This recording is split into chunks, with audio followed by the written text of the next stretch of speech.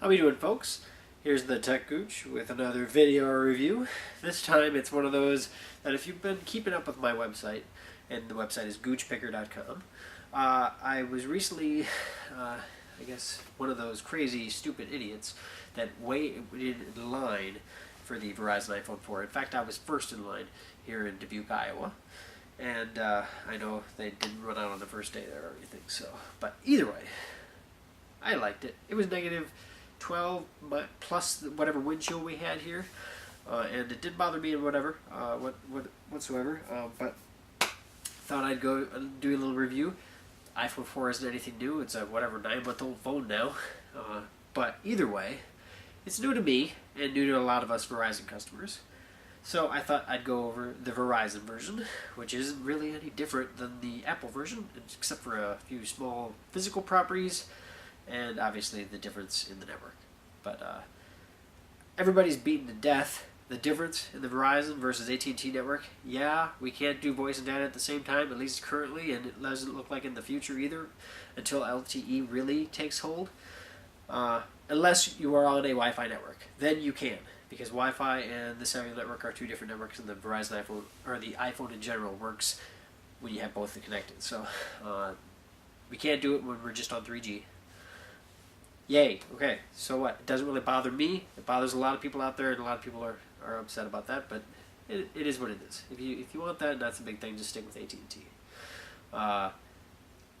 There are other issues, of course, as well, but to be honest, I need good coverage, and good coverage in my area is Verizon. Actually, 3G for AT&T just came here like 2 months ago. So that's how far beyond AT&T is in the state of Iowa. So, there you go. Plus, my entire family and 99% of my friends are on Verizon, so I get free calls to calls. So everybody has a different situation. I'm not going to bash AT&T. They're both the same. They're both big corporations, and they are what they are. They just use two separate technologies. Thankfully, in the future, we're going to be on the same. So, however, with that said, we're talking about the Verizon iPhone here. The iPhone is the iPhone. This is the iPhone 4, obviously. That's the only one we currently have. And maybe we'll get another one here in a few months. But this is the Verizon iPhone. I am a Palm Pre Plus user. Prior to that, I had a Samsung Omnia running Windows Mobile 6.1. And prior to that, I was a BlackBerry user. So I have had my fill of experiences in all the categories. For Android, my entire family outside of myself, my mother, both my brothers, my mom and my dad all have Android devices. And since I'm one of the big tech guys, I know I get to play around with their phones a lot. So my younger brother, who is a fantastic web designer and computer coder, and he makes video games, check out his site at toxingames.com. He loves his Android device, and he has the Droid X, and seems like that if I was going to get an Android device, that probably would have been the one I would have gotten. However, I'm not the biggest fan of Android. There's a lot of things that I don't like about it. And to be honest, iPhone I like a lot better in a lot of different ways. So I'm a computer geek, and I love my Windows platforms. I'm not a big Mac fanboy or anything like that. But when it comes to a phone, I want it to work, and I want it to work like this. If I want to dial a number, I want to dial in a number right away. I'm not buying the phone specifically to be an internet-capable device. I want it to be a phone first and do very well on the phone side, as well as have a high-end background for internet and data. So the iPhone seems like a perfect fit for me, and so far I'm enjoying it thoroughly. It's been 8 days now, a little over 8 days since I got the Verizon iPhone, and thought I'd go through it either way right now with you. So I'll kind of go over what it looks like, and maybe I'll do a side-by-side with my Palm Pre Plus. So here we go. So here it is. This is the Verizon iPhone 4. You've probably seen it in stores now. It's been a little over a week since I got it. Right now I currently have a invisible shield protector on the front of the case, on the screen. This is actually my second invisible shield. I had the anti-glare one before this one for a few days, for actually a day. And after the first day, I hated it so much I went back to Best Buy and was like, I can't live with this, and thankfully they replaced it, gave me a standard one instead. The anti-glare, anti-smudge, fingerprint resistant one makes the Retina display look like crap, in my opinion. So I went with the clear one. Yeah, so what? It's glossy and I get more glare off of it, but I like this because it's actually completely clear. So that's the outside appearance of the Verizon iPhone 4. You can see that there are the 4 antenna gaps in it, which is a little different than the GSM version. And obviously the ringer switch is in a different location. So let's go ahead and turn it on here. It's 4 o'clock in the afternoon. I've had it on since 7 o'clock this morning. I've used it on and off all day, to tell you the truth. Its battery life is significantly better than my Palm Pre Plus I had previous to this phone. I have lots of apps on it, and to tell you the truth, apps that I keep running at most of the time, I usually keep, well, I have a few that I don't really need open anymore, but I usually keep my mail app, settings, not typically, but there's a few apps I keep going, usually Latitude and Facebook I keep going, and my messages and stuff like that. But typically, after I actually, originally the first day I didn't know about the double click-ish thing, because I'm not used to Apple products, but or to the iOS devices, but after I get used to it, I really like the multitasking of the iPhone. I used to bash it with my friends before it had multitasking, but they really did a fantastic job bringing multitasking to the device. The screen itself is absolutely stunning, as everybody knows. The absolute clarity of the device. My vision is 2013, last time I had it checked, and I really appreciate how crisp and clear the device is. If it had any imperfections. Actually, this is my second iPhone. The first one I had, I was actually the first in line here, as if you guys follow the site at all. And I got the first iPhone here in Dubuque, Iowa. But I got it, I had it for a day, and after a day I noticed up in the top left hand corner here, there was a little white speck. Tiny little white speck.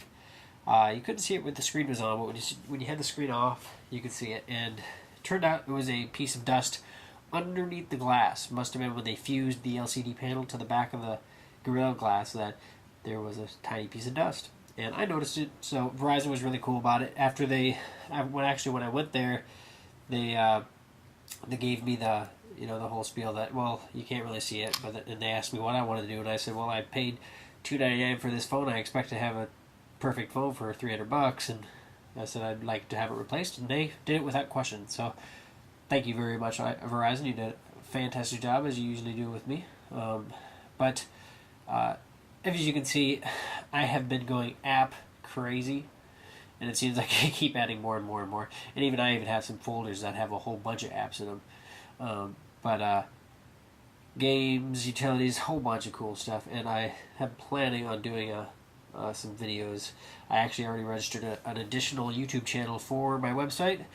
And I will release that at a later date if you follow the website, in which I plan on doing some reviews on the various apps. Some apps have a lot of reviews online already, and I'll probably just redo them in my own fashion because everybody has a different opinion, but I will eventually do them.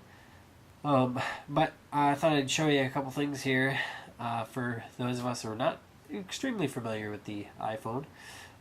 Let's say I wanted to go to my camera and do whatever, but I also had open in the background. Well, I hit the home button, it'll automatically close the camera, go over to my home menu. Or let's do something a little different. Let's go into Maps, and there I am in good old Dubuque. And if I opened up Notes and I was writing a note, whatever I was doing, I could double click, open up, and see this is it goes kind of in order. The last apps I opened, I could just go right back over to the map. I was doing whatever, double click again, go back over to the note. So actually, it works really good. So if you had like an email open, you could actually dictate between the two, and without, especially if it was a photo and you couldn't copy and paste something off of a photo, you could just kind of scroll back and forth. And I've done that a couple times already too. Let's see, there's just so many apps, and that's the biggest, most fantastic thing about the iPhone is the availability of good apps and the ease of use and ease of getting it onto your phone and syncing with your desktop and everything like that. I absolutely love.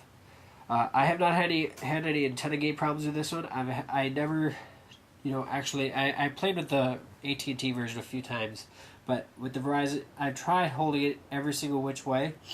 I've tried taking my fingers and crossing the bridges, the separators between the antennas. I've tried doing it in so many different ways, in so many different places, and at no time does my bars ever go down. Currently, I'm in my basement, so I'm surrounded by concrete. So the bars do go down a little bit. Right now, I have 3 bars. Upstairs, I get 4. So obviously, I just got another. I currently have 1 case for my phone. I have another one to order, but because I don't like this one. This is a Griffin Elon Form Tech. It has the carbon fiber back. It's actually cloth fabric, but the iPhone basically sits real nicely in here, and it's designed for the original iPhone, but it has the large opening, so it works for either Verizon's or AT&T's. Then it has a locking front ring that goes around the phone and snaps over it, which I absolutely hate, because scrolling to the outside of the screen with this big old bump right here sucks. So the case that I have on order actually comes up to the edge. Yeah, I know a lot of people like this one because, yeah, it protects the phone from when you set it down on the screen like that, but I don't do that. So I don't need a screen that protects it like that. So that is my thoughts on my Verizon iPhone. Battery life is amazing, I think.